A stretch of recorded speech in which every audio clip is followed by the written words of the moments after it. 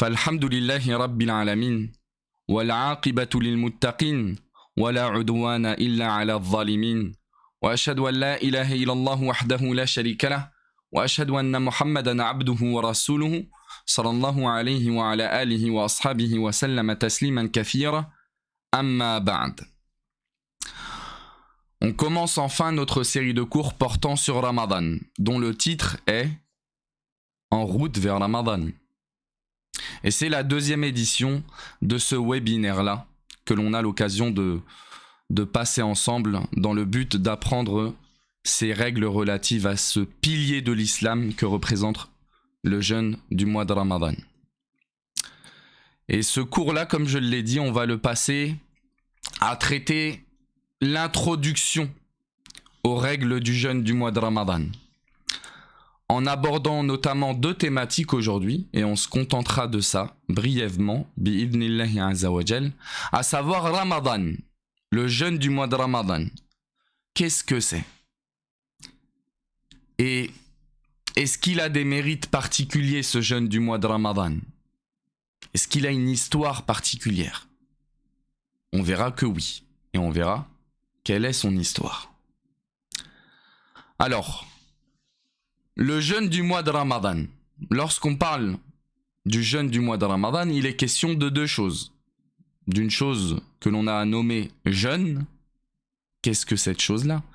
Et une chose que l'on a nommée Ramadan.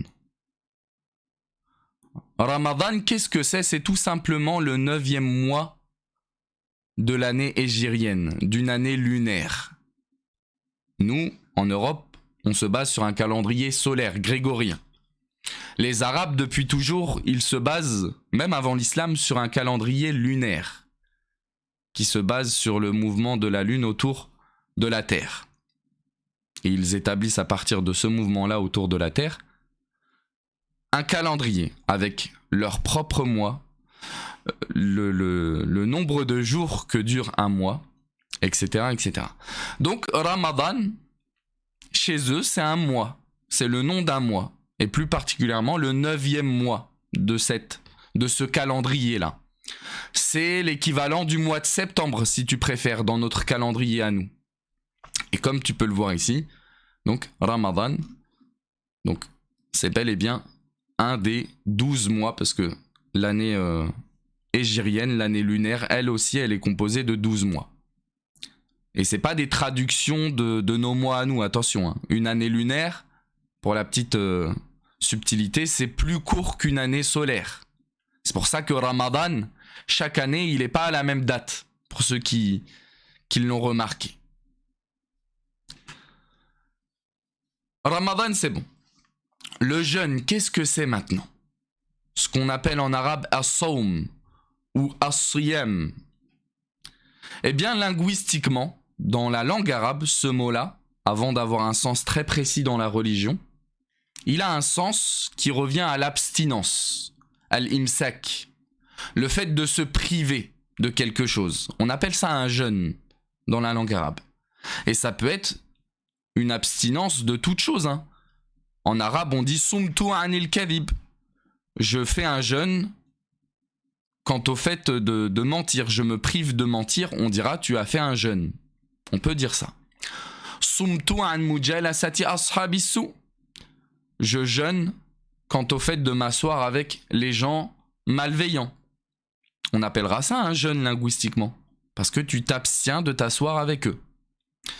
Et ce terme-là, dans son sens linguistique, il a déjà été utilisé dans le Coran, dans Surat Maryam.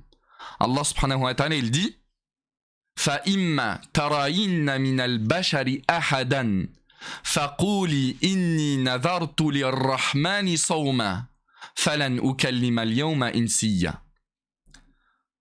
Dans le sens approximatif, Allah subhanahu wa ta'ala dit si tu vois un quelconque humain, une quelconque personne, dis-lui, ô Maryam, j'ai voué un jeûne au tout miséricordieux. Sawman. Quel est ce jeûne? Est-ce le jeûne que l'on connaît dans la communauté musulmane, à savoir qu'elle va se priver de manger et boire de l'apparition de l'aube jusqu'au coucher du soleil? Non. Allah subhanahu wa ta'ala, il explique quel est ce jeûne dans la suite en disant « Falan ukallima al-yawma insiya » Donc ce jeûne, il consistera à quoi? Je ne parlerai à personne aujourd'hui. Je ne parlerai à aucun être humain aujourd'hui. Le jeûne, ici, il a eu donc ce sens linguistique de s'abstenir non pas de nourriture, de boisson, mais de la parole. Et religieusement, il a un sens propre à lui. C'est pas la même chose. Il y a une notion qui est commune, bien entendu, et ça sera l'abstinence, le fait de se priver de quelque chose, mais ça sera pas de tout ce dont tu veux te priver. Non, le jeûne en islam, pour qu'il soit valide, accepté, il faut que ce soit quelque chose de précis. C'est pas tu dis ok, moi je vais jeûner pendant le Ramadan et le jeûne linguistiquement il veut dire s'abstenir, donc moi je vais pas m'abstenir comme vous le faites habituellement, mais je vais m'abstenir de quelque chose et ça sera valable vu que ça s'appelle jeûne. Bah tiens, je vais pas sortir de chez moi pendant le Ramadan. C'est un jeûne ça. Linguistiquement parlant, on est d'accord. Est-ce qu'il serait récompensé pour ça? Bien entendu que non. Et s'il faisait ça dans l'espoir d'adorer Allah, il aurait commis une innovation religieuse. Religieusement, le jeûne du mois de Ramadan, les savants le définissent en disant « Huwa al-imsaku anil mufattiratil ma'louma » C'est le fait qu'un individu spécifique s'abstienne de choses spécifiques, de choses qui vont annuler le jeûne, dont on parlera dans quelques instants. Enfin, dans les prochains cours plutôt. Le fait qu'un individu spécifique s'abstienne d'annulatifs spécifiques. C'est tout? Non. Min tulu'il fajri ila ghurubi shamsi. De l'apparition de l'aube jusqu'au coucher du soleil. Cet individu spécifique, il doit s'abstenir de ces choses-là spécifiques dont on parlera plus tard, dans un temps imparti. Et ce temps imparti, c'est du fajr, de l'heure du fajr, et pas avant, comme on pourrait le trouver dans des calendriers, par erreur, par exagération dans la religion, non acceptée, à savoir le imsak, c'est 15-20 minutes avant la prière du fajr. Non, c'est au moment du fajr que tu dois arrêter de manger. Tu peux manger jusqu'au moment du fajr, jusqu'au moment de l'apparition de l'aube, jusqu'au coucher du soleil, et quelque chose de très important, taqarruban ilallah, dans l'intention d'adorer Allah. Cette dernière restriction, elle est très importante. C'est ce qui va faire la distinction entre un régime et une adoration d'Allah, pour laquelle tu es récompensé. Celui qui s'abstient des annulatifs du jeûne, de l'aube jusqu'au coucher du soleil, mais sans avoir l'intention d'adorer Allah, ce qu'il a fait, c'est ni plus ni moins un régime, une diète. Non, il faut absolument qu'il soit question d'adorer Allah, de vouer cette adoration à Allah. Et qui dit adoration, dit tout de suite deux conditions essentielles pour qu'elle soit acceptée, cette adoration-là, à savoir la sincérité. Il faut que tu sois sincère, que tu fasses ça exclusivement pour Allah. Tu ne recherches pas à travers cela les éloges des gens. Et que tu le fasses conformément aux enseignements du prophète sallallahu alayhi wa sallam. D'où l'intérêt d'apprendre le comment du jeûne. Comment veux-tu que ton jeûne soit conforme aux enseignements du prophète sallallahu alayhi wa sallam si tu les apprends pas, ces enseignements-là? Il se peut que certaines personnes, elles jeûnent depuis des années et des années, et leur jeûne, il n'est pas valide. Tout ça parce qu'ils n'ont pas voulu apprendre. Se poser avec nous quelques heures. On parle de quelques heures. Ces mêmes heures-là que tu es capable de passer au centuple devant la télé, au centuple sur ton téléphone à scroller et scroller. On parle de quelques heures que l'on va passer ensemble à apprendre notre belle religion qu'est l'islam. Déjà, histoire de nous faciliter le jeûne, de l'accomplir correctement, et en plus de ça, n'oublions pas qu'apprendre la religion d'Allah, c'est l'une des meilleures adorations que l'on peut faire. comme certains pieux prédécesseurs disaient, talabul ilmi la ya'diluhu shay. Apprendre la religion d'Allah, il y a aucune adoration qui lui arrive à la cheville lorsque l'intention elle est bonne. Et c'est une obligation d'apprendre ce qui est relatif à notre religion et notre pratique de tous les jours. Tu dois jeûner Ramadan cette année. Il t'est obligatoire de connaître les règles que l'on va aborder dans ce webinaire-là sur le bout des doigts. Parce que ce qu'on va citer dans cette série de cours, c'est pas une connaissance poussée, réservée à la formation des imams. Hein. Non. C'est des connaissances basiques, espérons-le, réservées aux musulmans. On a parlé du jeûne, du mois de Ramadan. Sachez que le jeûne n'est pas encouragé que pendant Ramadan dans l'islam. On a beaucoup d'autres situations où ce jeûne-là que l'on vient de décrire, eh bien, il est encouragé. On a, par exemple, le jeûne du jour de Arafah, le 9e jour du mois de Dhul Hijjah, le mois dans lequel se déroule le Hajj. On appelle ça le jour de Arafah. Eh bien, ce jour-là, il est sunnah, il est recommandé de le jeûner. Et le prophète sallallahu alayhi wa sallam, c'est dans ce hadith-là qu'il nous dit, le jeûne de ce jour-là, il expie, c'est-à-dire il est cause de pardon des péchés de l'année qui est passée et des péchés de l'année qui suit. Donc, le jeûne, c'est pas propre qu'à Ramadan. Il y a plein d'autres jours où il nous est conseillé de jeûner, mais pas obligatoirement. Il y a certains autres types de jeûnes qui peuvent être obligatoires lorsque la personne, elle commet certaines choses particulières dont il n'est pas question de parler aujourd'hui, mais vous savez généralement ce genre de petites choses-là. Nous, on parle de Ramadan. Alors, on va se contenter de ça pour aujourd'hui. Mais sinon, il y a des jeûnes recommandés, il y a des jeûnes qui sont totalement interdits même, comme le fait de jeûner le jour des 2 Aïd. Il est interdit de jeûner le jour de l'Aïd, par exemple, etc., etc. Alors, on pourrait se poser la question, quand est-ce que le jeûne du mois de Ramadan, il est arrivé dans l'islam? Quand est-ce qu'il est devenu obligatoire, le jeûne de ce mois-là? Eh bien, la réponse, c'est l'année 2 de l'Hégire. Avant cela, il n'était pas obligatoire, il n'était pas prescrit, ce jeûne-là. Et à cet effet-là, l'imam An-Nawawi, rahimahullah, il nous dit dans son livre Al-Majmou', le messager d'Allah sallallahu alayhi wa sallam a jeûné le mois de Ramadan, du coup, 9 années. Vu qu'il est il est arrivé dans l'islam l'année 2 de l'Hégire, ce jeûne-là, du mois de Ramadan. Le prophète sallallahu alayhi wa sallam, il est mort l'année 11 de l'Hégire. Ça veut dire que le prophète sallallahu alayhi wa sallam, durant sa vie, il a eu l'occasion de jeûner 9 fois le mois de Ramadan.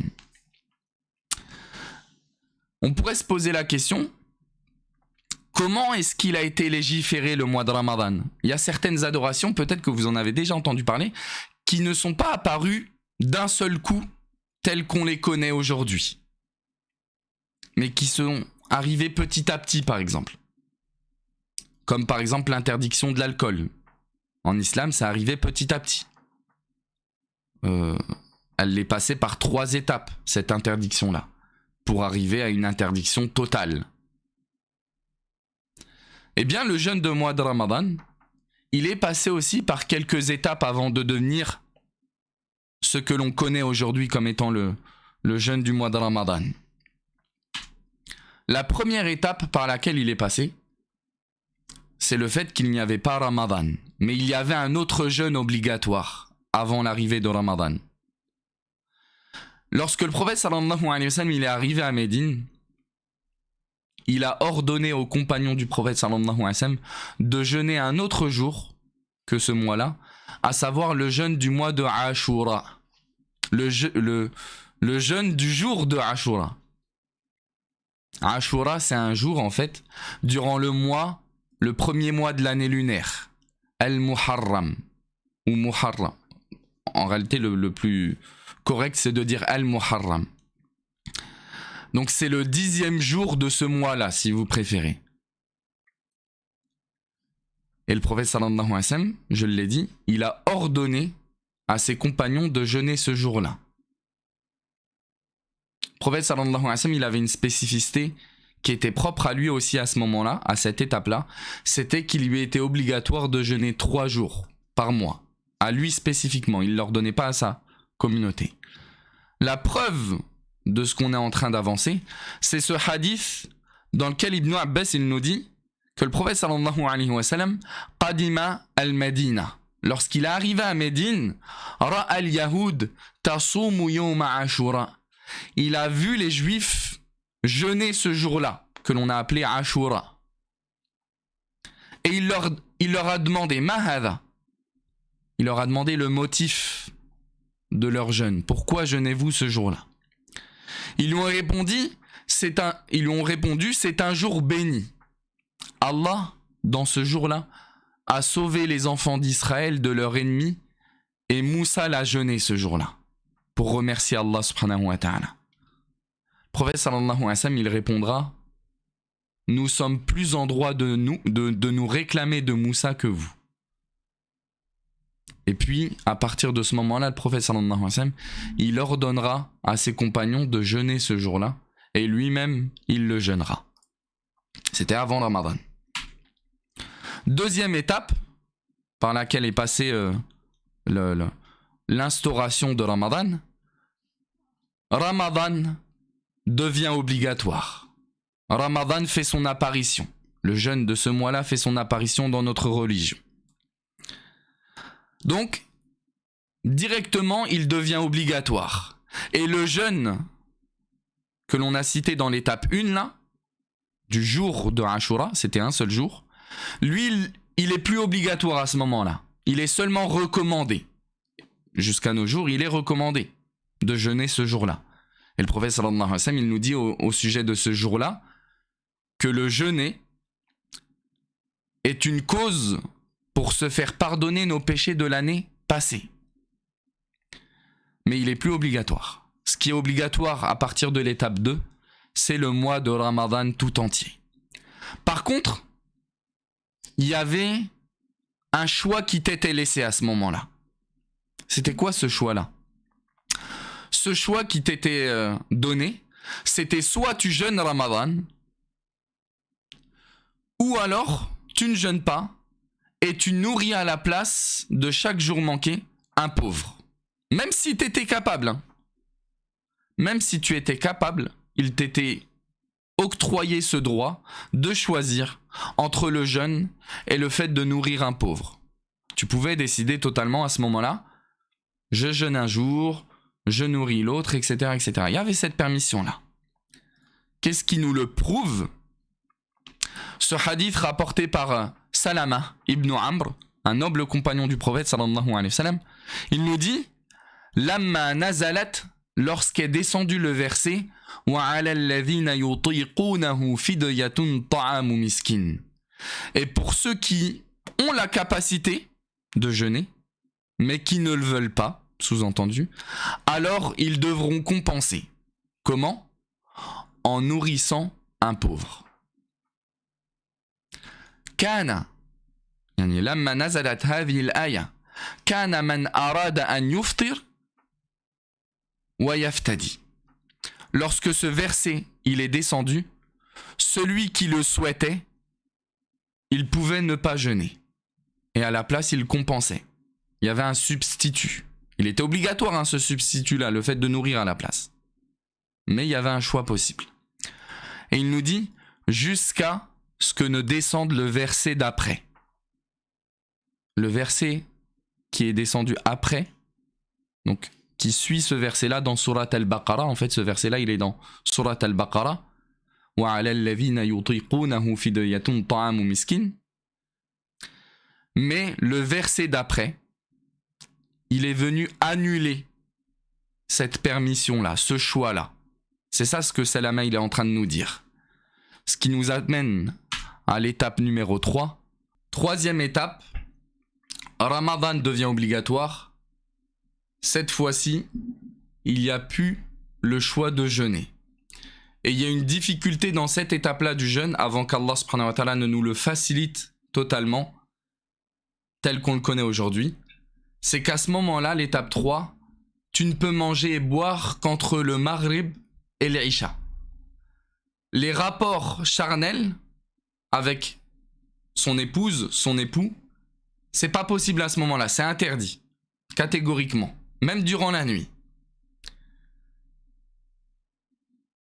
Un compagnon du prophète sallallahu alayhi wa sallam, Qais ibn Sirma, comme ça nous l'est rapporté dans le recueil authentique de l'imam al-Bukhari, il aura le malheur, bien entendu façon de parler, que de s'endormir avant de rompre son jeûne, alors qu'il était en train de jeûner Ramadan.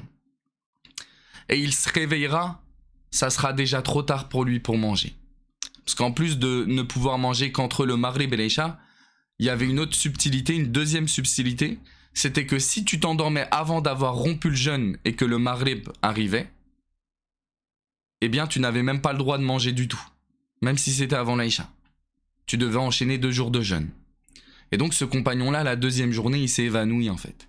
Et Allah subhanahu wa ta'ala, c'est à ce moment-là qu'il a accordé cette facilité-là dans le jeûne et qu'il l'a rendu tel qu'on le connaît de nos jours, à savoir qu'il nous est possible de manger, boire, profiter de nos femmes et qu'elles profitent de leur époux aussi, du Maghrib jusqu'au Fajr. Que tu te sois endormi avant de rompre ou pas, tu peux faire tout ce dont tu as envie, de permis bien entendu, entre le Maghrib et le Fajr. Allah subhanahu wa ta'ala il dit à cet effet Uhilla lakum laylata as-siyami ar-rafathu ila nisaikum. On vous a permis la nuit du jeûne d'avoir des rapports avec vos femmes. C'est bon, maintenant c'est permis. Elles sont un vêtement pour vous et vous êtes un vêtement pour elles. Et Allah sait que vous aviez clandestinement des rapports avec vos femmes et il vous a pardonné, il vous a gracié. Fal'ana bashiruhun wabtaghu ma kataballahu lakum. Dorénavant, à partir de maintenant, cohabitez avec elles, c'est-à-dire vous pouvez avoir des rapports avec elles. Et cherchez ce qu'Allah a prescrit en votre faveur. Wakulu washrabu, mangez et buvez, jusqu'à ce que se distingue pour vous le fil blanc de l'aube du fil noir de la nuit, jusqu'à ce que n'apparaisse dans le ciel une lueur dans les ténèbres de l'obscurité. Thumma atimmu siyama ila al-layl. Et puis ensuite, lorsque cette lueur elle est apparue, c'est l'heure du Fajr, accomplissez le jeûne jusqu'à la nuit, jusqu'au coucher du soleil. Et le Ramadan est devenu tel qu'on le connaît de nos jours à partir de ce moment-là. Un petit résumé, on a vu la définition du jeûne, c'est quoi Ramadan, la définition du jeûne dans la religion, dans l'islam, qu'est-ce que c'est, qu'est-ce que ça représente le jeûne.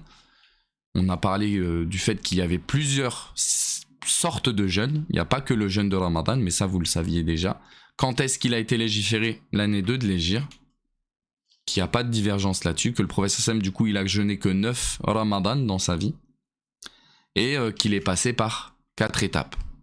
Donc s'il y en a qui veulent faire un screen, attendez, de l'écran, j'efface, j'enlève ma caméra. Ah non, c'est pas ça. Hop, celui qui veut faire un screen, c'est tout de suite. Bah, barakallahu fikoum en tout cas pour votre patience, pour votre écoute, pour votre soutien, ceux qui ont eu l'occasion de nous soutenir sur la chaîne.